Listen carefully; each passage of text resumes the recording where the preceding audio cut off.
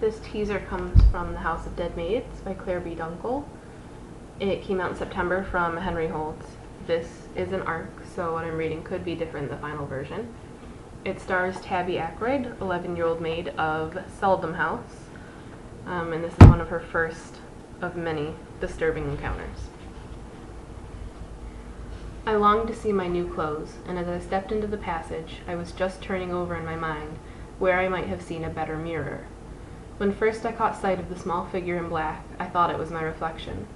She stood very still in the dusky passage where the light was poorest. Like me, she wore the black dress that proclaimed her a maid of the house, but where mine was new, hers was spoiled by mildew and smears of clay. Thin hair dripping with muddy water fell to her shoulders in limp, stringy ropes.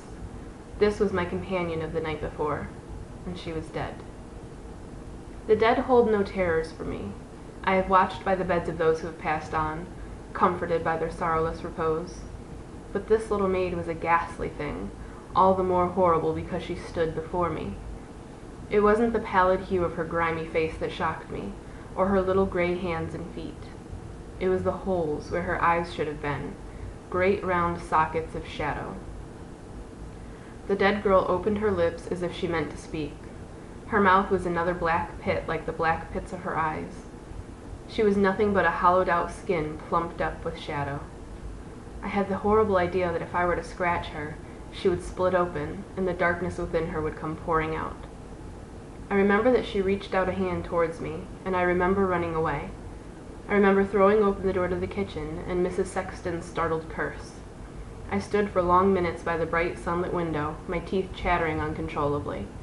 The sudden comprehension that this was the icy form I had held through the night sputtered across my nerves and set the room to spinning.